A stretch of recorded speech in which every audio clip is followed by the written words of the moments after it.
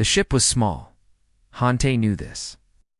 He had known it from the moment they left Earth's orbit and joined the stream of massive vessels traveling toward the apex station. Ow. Their ship looked like a toy next to the great cruisers of the elder races. But Hante stood tall at the viewing window, his hands clasped behind his back, his face calm. "We look like children visiting the adults," said Yuna from behind him. She was the commander of Earth's small defense fleet, a woman with sharp eyes and a voice that could cut through any noise. "I counted 12 ships that could destroy us with a single shot." 17. Hante corrected her without turning around. "But we are not here to fight. We are here to ask for help." The apex station grew larger in the window. It was a massive ring of metal and light, spinning slowly in the darkness of space. Thousands of ships moved around it like insects around a hive. This was the heart of the Galaxy Council, where the elder races had gathered for 10,000 years to make decisions that shaped the stars. Humanity had only discovered faster-than-light travel 8 years ago. They were the youngest species in the known galaxy. To the elder races, humans were barely worth noticing. Hante turned to face his team. Yuna stood with her arms crossed. Next to her was Q, the chief engineer, a thin man with tired eyes who could fix anything with enough time and wire. Sora, the medic, was checking her bag for the 3rd time. And Day, the tactical officer, stood near the door like a guard, his face showing nothing. "Remember why we are here?" Hante said. "We have detected something coming toward Earth, something big. Our scientists believe it is a swarm of ships, maybe thousands of them. We do not know who they are or what they want. But we know we cannot fight them alone." "You think these aliens will help us?" Day asked. His voice was low and rough. "They have ignored every message we sent. They think we are insects. Then we will change their minds," Hante said simply. The docking process took 2 hours. There were scans and questions and forms to fill. The station's security treated them like they were visitors from a primitive world, which Hante supposed they were. Finally, they were allowed to enter. The inside of the apex station was beyond anything Hante had imagined. The ceilings rose so high that clouds formed near the top. Gardens filled with strange plants lined the walkways. Aliens of every shape and size moved through the corridors. Some walked on 2 legs, some on 4, some floated in the air. Many stopped to stare at the humans with curiosity or disgust. A tall creature with silver skin and 4 eyes approached them. "You're the Earth delegation," it said. Its voice was musical and cold at the same time. "I am Bryn. I will take you to the council chamber." Bryn led them through winding corridors and across bridges that hung over endless drops. Hante noticed that Bryn walked slowly, matching the pace of the humans. "You were kind to guide us," Hante said. Bryn made a sound that might have been a laugh. I am curious about your species. You are very young, but you came all this way to speak to beings who have ignored you for years. That takes either courage or foolishness." "Maybe both," Hante admitted. The council chamber was a circular room with seats rising in rings toward a domed ceiling. Hundreds of delegates sat in their places representing dozens of species. At the center was a raised platform where Hante would have to stand and make his case. He walked to the platform alone. His footsteps echoed in the vast space. Above him, alien faces watched with expressions he could not read. Some looked bored, some looked amused. None looked friendly. A massive creature at the highest seat spoke. This was Veller, the High Speaker of the Council. His skin was blue and covered in patterns that shifted like water. "You may speak human?" Hante bowed his head slightly.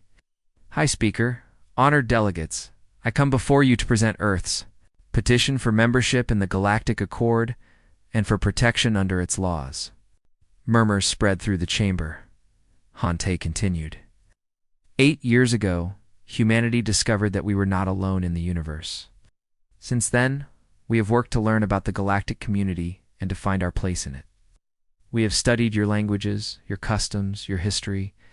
We have sent messages of friendship to every species we could reach. He paused. "But now we face a threat we cannot handle alone.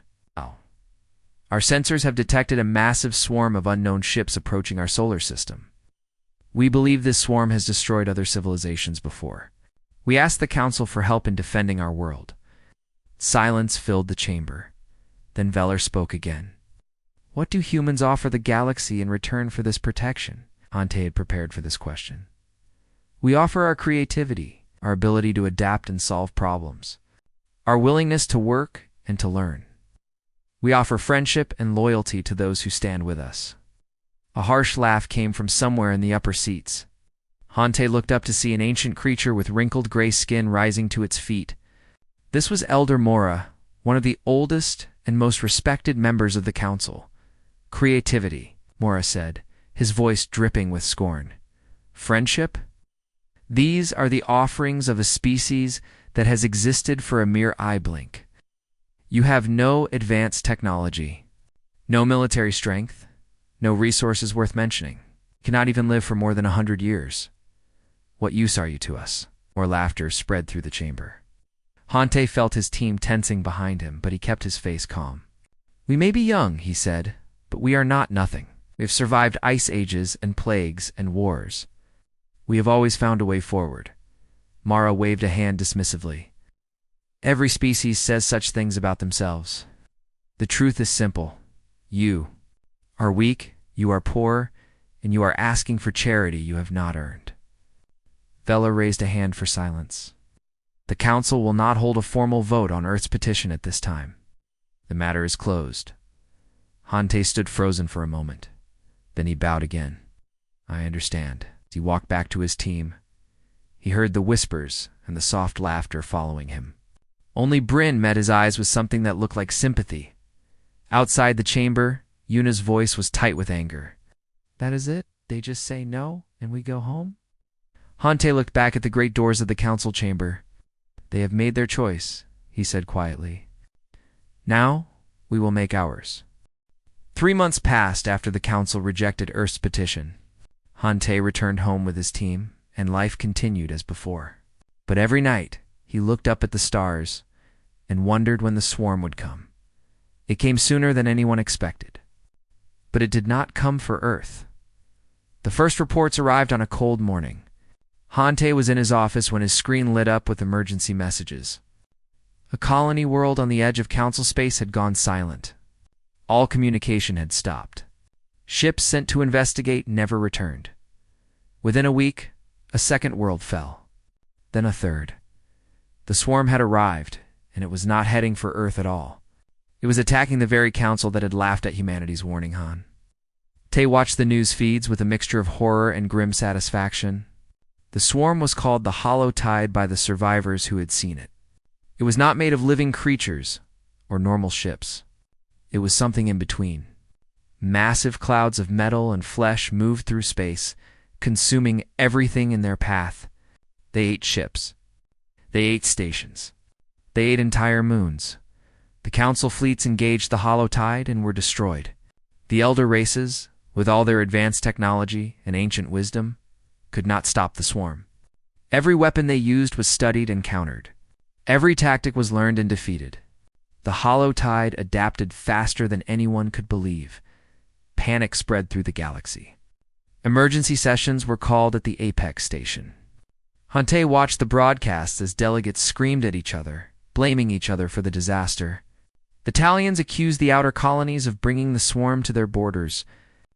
The outer colonies accused the core worlds of hiding defensive technology. Old hatreds returned. Old wounds reopened. The alliance that had held the galaxy together for 10,000 years began to crack. Yuna came to Hante's office one evening. She stood in the doorway, her uniform neat, her face hard. "The council is falling apart," she said. "They are too busy fighting each other to fight the real enemy, I know," Hante said. 3 frontier stations have been abandoned. The council ordered evacuation, but their ships never came. There are thousands of people stranded out there, waiting to die. Hante looked up sharply. "How do you know this?" Yuna placed a small device on his desk. "Bryn sent a message. The delegate who helped us at the Apex station. Bryn says the council has written off those stations. They do not have enough ships to rescue everyone, so they chose to save no one," Hante stared at the device for a long moment. Then he stood up and walked to the window. Outside, the sky was dark and full of stars. Somewhere out there, people were dying because no one would come for them. "How many ships do we have?" he asked. Yuna did not hesitate. 12 combat-ready vessels. Small, fast, lightly armed. Nothing compared to what the Council has. Or could we reach those stations? Maybe the route would take us through areas where the swarm has been spotted. We would be risking everything. Hante turned to face her. If we do nothing, those people die. If we try and fail, we die. But if we try and succeed, we save lives that the galaxy has already given up on. Yuna's eyes met his. For a moment, neither of them spoke. Then she nodded slowly. "I will tell the fleet to prepare." Word spread quickly through Earth's small military. Q worked without sleep to modify the ship's engines, finding ways to make them faster and harder to detect. Sora organized medical supplies and trained extra teams. Day studied every piece of information they had about the Holotide, looking for weaknesses. No one ordered them to do this. No one asked them to volunteer. But when Yuna called for crews, every single position was filled within hours. Young men and women who had never seen real combat stepped forward. Old veterans who had retired came back. Scientists and engineers left their labs to serve on the ships. Hante addressed them before departure. He stood on a platform in the main hangar, looking out at the faces of the people who would fly into the darkness. "The Council refused to help us when we asked," he said. "They called us weak. They called us young. They said we had nothing to offer the galaxy." He paused. "Today, we prove them wrong. Not with words. With action. We go to save people who have been abandoned by those who should have protected them. We go because it is the right thing to do. Some of us may not come back, but those who survive will know that they did something that mattered." There was no cheering. There was no applause. But Hante saw something in their eyes that was more powerful than any noise. He saw determination. He saw pride. He saw the quiet strength that had carried humanity through every disaster in its history. The fleet launched at dawn. 12 ships, each smaller than a council frigate, rose from Earth and disappeared into the void. Yuna commanded the lead ship. She sat in her chair on the bridge, watching the stars streak past as they entered faster than light travel. Around her, the crew worked in focused silence. Q's voice came through the communicator. "The engine modifications are holding. We are faster than our normal speed by about 15%. Good, Yuna said. "We will need every advantage we can get." Day appeared beside her, holding a tablet. "I have been studying the swarm's movement patterns. They seem to avoid areas with high radiation. Our ships are not shielded as well as council vessels, so our engines leak more radiation. It might confuse their sensors." Yuna considered this. "So our weakness might be a strength. Maybe. Or maybe they will just eat us faster." Despite everything, Yuna smiled. Always the optimist, Day. The journey took for days. For days of tension and fear and waiting. 4 days of checking weapons and running drills and trying not to think about what waited for them at the end, on the morning of the 5th day. They dropped out of faster-than-light travel at the edge of the first abandoned station. What they saw made everyone on the bridge go silent. The station was surrounded by pieces of destroyed ships. Council vessels, broken and burning, floated in the darkness. And beyond them, moving slowly like a living storm, was the Holotide. Yuna gripped the arms of her chair. "All ships, this is Commander Yuna. Prepare for combat. We have a job to do." The Holotide moved like nothing Yuna had ever seen. It was not a fleet. It was not an army. It was a living thing made of metal and darkness, spreading across the void like ink and water. Thousands of smaller pieces broke off from the main mass, hunting for prey. "They have spotted us," Day reported. His voice was calm, but his hands were tight on his console. "Multiple contacts incoming." Yuna watched the screen as the swarm elements turned toward her fleet. 12 ships against thousands. The numbers were impossible. But Yuna had not come here to win a battle. She had come to save lives. "All ships, execute pattern Delta," she ordered. "Q, start the radiation bursts on my mark." The Earth fleet scattered. Each ship moved in a different direction, spreading out like seeds in the wind. The swarm paused, confused by the multiple targets. In that moment of hesitation, Una struck. Mark, every ship in the fleet overloaded their engines for exactly 3 seconds. Waves of radiation burst outward, filling the space around them with interference. On the enemy sensors, the 12 ships suddenly looked like 100. The swarm elements spun in circles, attacking empty space, crashing into each other. "It is working," Q said through the communicator. His voice was tight with excitement. "They cannot see us properly. It will not last," Una said. They learned fast. All ships moved toward the station now. Maximum speed. The fleet raced through the chaos. Around them, swarm elements recovered and gave chase. Some of the human ships took hits, hull breaches, engine damage, crew injuries. But they kept moving. They did not slow down. They did not turn back. The first station was a ring of metal floating in darkness. Its lights were dim. Its communications were dead. But life signs were still showing on the sensors. There were people inside, waiting for a rescue that the galaxy had said would never come. "Docking teams, prepare for boarding," Una ordered. "Sora, your medical teams are first in Day. Take a security squad and clear the path." Day was already moving toward the shuttle bay. "What about the swarm?" "I will keep them busy." "Go." 3 shuttles launched from Una's ship and flew toward the station. Behind them, the Earth fleet formed a defensive line, drawing the swarm's attention away from the rescue operation. Inside the station, Day led his team through dark corridors filled with smoke and floating debris. The artificial gravity was failing. Bodies drifted in the shadows. Some were alien. Some were too badly damaged to recognize. "Life signs ahead," Sora said through his earpiece. 200 meters, lower level. They moved faster. The sounds of fighting echoed from outside as the fleet held off the swarm. Every second mattered. They found the survivors in a cargo bay that had been sealed from the inside. 300 aliens of different species, huddled together in the darkness. When the doors opened and they saw humans standing there, many of them began to cry. A tall creature with blue skin pushed forward. "You are not Council," it said, confused. "You are the Earth species. The young ones." Day nodded. "We are here to get you out. Can you walk?" "Most of us can. Some are injured. Sora will handle the injured. Everyone else, follow me. Stay close and stay quiet." Day's team led groups of survivors through the broken station, while Sora's medics carried the wounded on stretchers. Outside, the battle was getting worse. 2 Earth ships had been badly damaged. One was drifting, its engines dead. Una made a decision.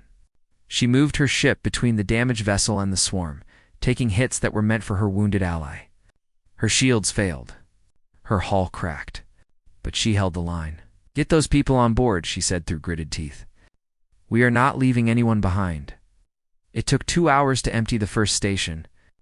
2 hours of constant fighting and desperate runs and watching good people die so that others could live. When the last shuttle returned, Una ordered the fleet to jump to the second station. The second station was worse. The swarm had already broken through the outer hull. Survivors were trapped in isolated pockets throughout the structure. Day's teams had to fight their way through swarm elements that had gotten inside. Q rigged explosives to seal corridors and buy time. Sora performed surgery in a shuttle bay while debris fell around her. Hante, who had stayed on the lead ship to coordinate the mission, talked constantly with the team leaders, making decisions in seconds that meant life or death. At the third station, they lost their first ship. It was a small vessel called the Morning Star. It put itself between the swarm and a transport shuttle full of refugees. The swarm tore it apart in minutes. The shuttle escaped. Una watched the Morning Star die on her screen. She knew every person on that ship. She had trained some of them herself. But there was no time to mourn. Not yet. "All ships, we have the last of the survivors. Prepare to jump." The battered fleet gathered together. Of the 12 ships that had left Earth, only 10 could still fly. 2 would have to be towed. Hundreds of Earth crew members were dead or injured. But the cargo holds were full of refugees. Over 9,000 lives saved. The jump to safety felt like the longest moment of Yuna's life. When they dropped out of faster-than-light travel in Council space, far from the swarm, she finally allowed herself to breathe. A message came through from the Apex station. It was from High Speaker Veller himself. Earth Fleet, this is the Council. We have received reports of your actions. You entered hostile space without authorization. You engaged the enemy without support. Explain yourselves. Yuna looked at the message for a long moment. Then she opened a channel and replied, "This is Commander Yuna of the Earth Defense Fleet. We went where you would not go. We saved the people you abandoned. We lost 2 ships and many good crew members doing what you should have done." She paused. "We do not need to explain ourselves to you. We need you to explain yourselves to the 9,000 people we just brought home." She cut the channel before Veller could respond. In the cargo hold, Day sat among the refugees. An alien child had fallen asleep against his shoulder. Sora was still treating the wounded. Q was working on repairs with whatever tools he could find. They were exhausted. They were broken. But they were alive. And they had done something that the entire galaxy had thought was impossible. The Apex station was quieter than Hante remembered. The last time he had walked these corridors, the halls had been full of aliens going about their business, ignoring the humans like they were invisible. Now, every face turned to watch as the Earth's delegation passed. Some looked curious. Some looked ashamed. None were laughing. Word of the rescue had spread across the galaxy. The story was everywhere. 12 small ships from the youngest species in the Council, a journey into the heart of the hollow tide, 9,000 lives saved, when everyone else had given up hope. 2 ships lost. Hundreds of humans dead, and no one had asked them to do it. Hante walked at the front of his group. Behind him came Yuna, her uniform still showing burns and tears from the battle. Q limped slightly from a leg wound he had taken during the evacuation. Sora had bandages on her hands from hours of surgery without rest. Day's face was bruised and one eye was swollen shut. They looked like they had walked through hell. Because they had. The doors to the council chamber opened before them. No one had invited them. No one had given them permission. But no one tried to stop them either. The chamber was full. Every seat was taken. Delegates from dozens of species watched in silence as the humans walked to the central platform. Hante climbed the steps alone and turned to face the assembled leaders of the galaxy. "Hi, Speaker." Veller stared down at him with an expression Hante could not read. Elder Mora sat in his usual place, his ancient face showing nothing. Bryn was there too, watching with wide eyes. Hante did not bow. He did not ask for permission to speak. He simply began, "3 months ago, I stood in this chamber and asked for your help. I warned you about a threat coming to destroy my world. I asked for protection. I asked for a chance to prove that humanity had something to offer." His voice was calm and clear. "You refused. You laughed. You called us weak and young and worthless." Murmurs rippled through the chamber. Hante continued. "Then the threat came. Not for Earth. For you. The hollow tide attacked your worlds. Your ships. Your people. And what did you do? You fought among yourselves. You blamed each other. You abandoned your own citizens to die." His eyes swept across the seats. Many delegates looked away.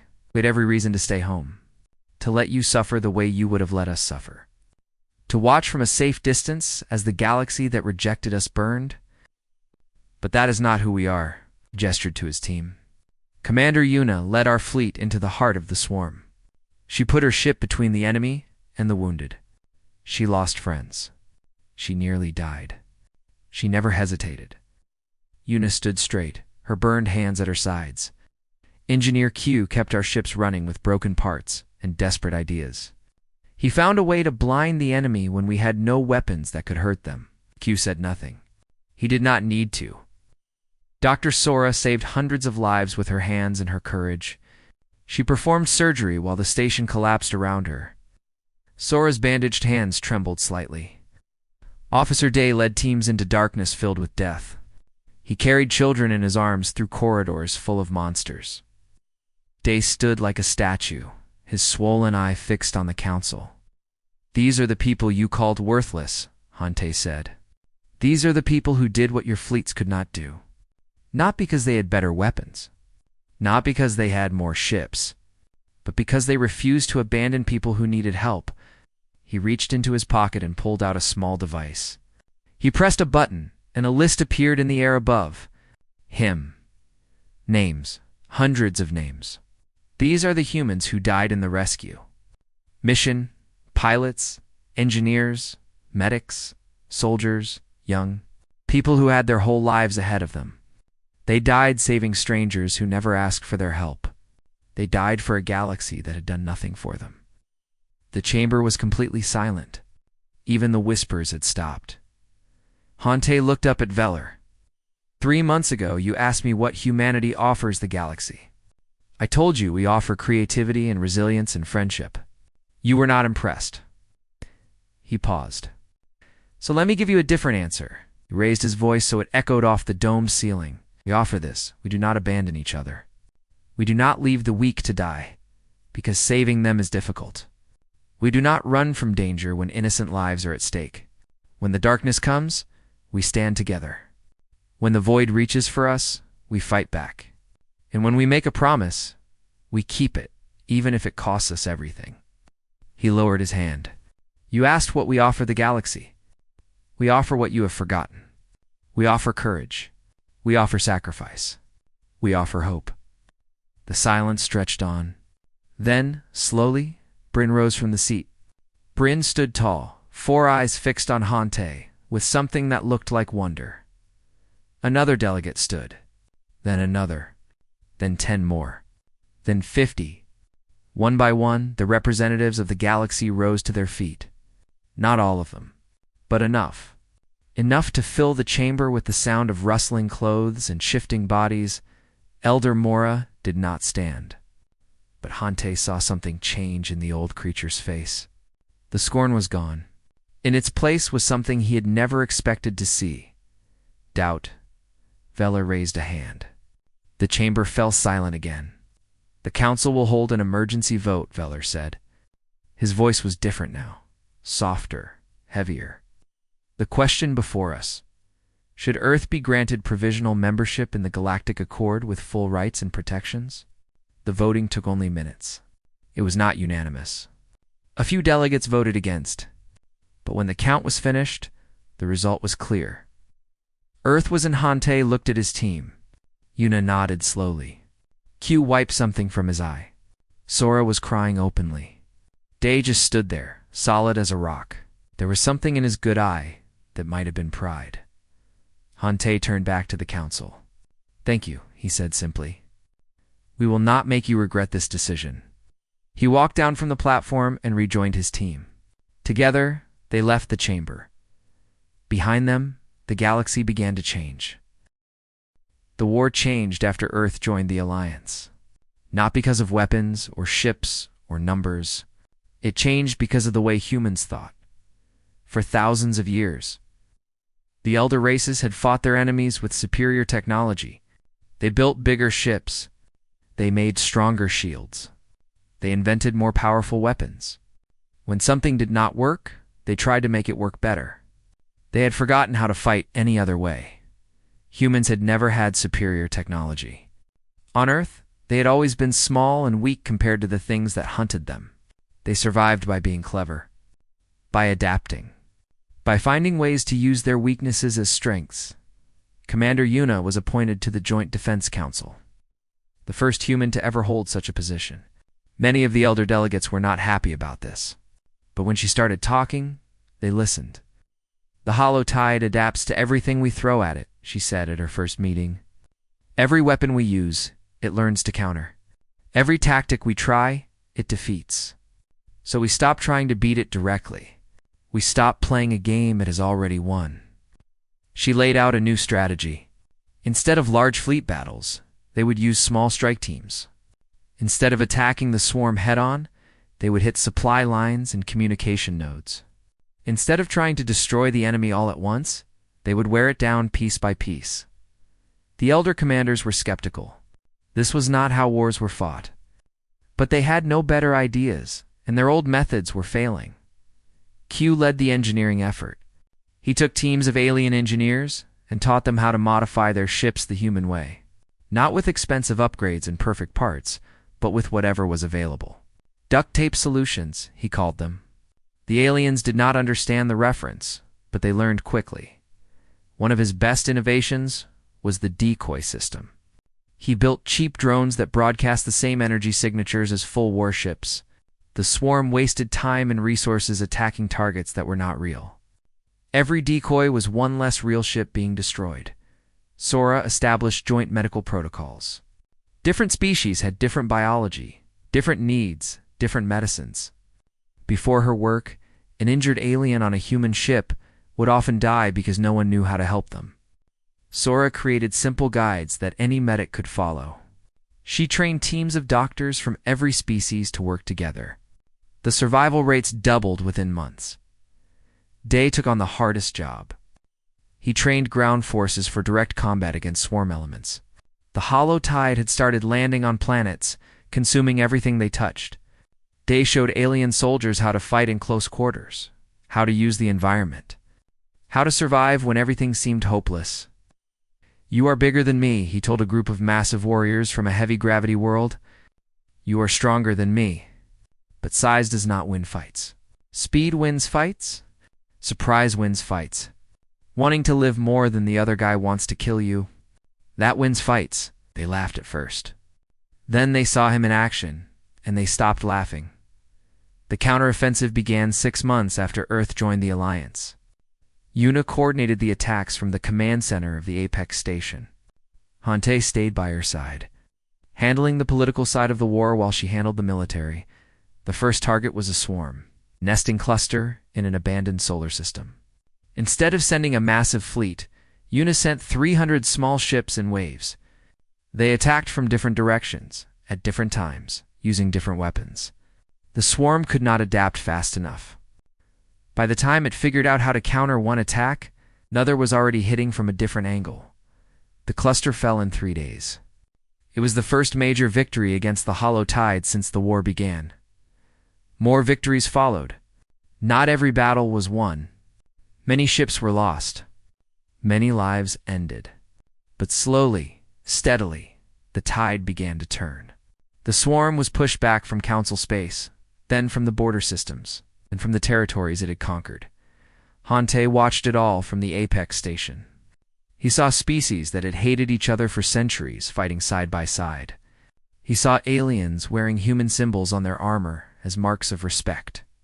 He saw the galaxy becoming something new. The final battle came above a shattered moon that had once been the swarm's main nesting ground. Every ship in the Alliance was there. Thousands of vessels from dozens of species, all working together under a single command. Yuna stood on the bridge of the flagship, a massive Talion cruiser that had been retrofitted with human systems. Around her, alien and human officers worked as one. "All forces begin the assault," she ordered. The battle lasted 12 hours. It was the largest space combat in galactic history. Ships were destroyed by the hundreds. The swarm threw everything it had at the Allied fleet, but the fleet held. It bent, but it did not break. When the swarm's central hive finally fell, destroyed by a coordinated strike from all sides, the cheering could be heard across the communication channels. Every species, every ship, every survivor. They all celebrated together in the command center. Hante stood at the window and watched the wreckage of the hive burn against the stars. He felt a hand on his shoulder. He turned to see Elder Mora standing beside him. The ancient creature looked different now. Smaller somehow. More humble. "We were wrong about your species," Mara said. His voice was quiet. "We thought you were children, primitive, unimportant. But you showed us something we had forgotten. What is that?" Hante asked. Mora was silent for a moment. "Courage is not about being strong. It is about standing up when you are weak. Hope is not about knowing you will win. It is about fighting even when you might lose. We forgot these things. You reminded us. Hante nodded slowly. We learned them the hard way. A long time ago, we almost forgot them too. More bowed his head, something he had never done to any human before. Thank you. For everything, Hante bowed back. Thank you for listening. Years later, the Galactic Accord was rewritten. At its heart was a new principle, proposed by Earth and accepted by every species without argument. The words were carved in stone at the entrance to the council chamber, where every delegate would see them every day. No world stands alone. No plea goes unheard. On Earth, monuments were built for the fallen. Their names were carved in walls that stretched for miles. Every year on the anniversary of the rescue mission, people gathered to remember those who had given everything for strangers they had never met, and among the stars. When species spoke of humanity, they did not speak of primitives or children or weaklings. They spoke of warriors, of healers, of friends. They spoke of the ones who stood up when the galaxy told them to stay down. They spoke of humans,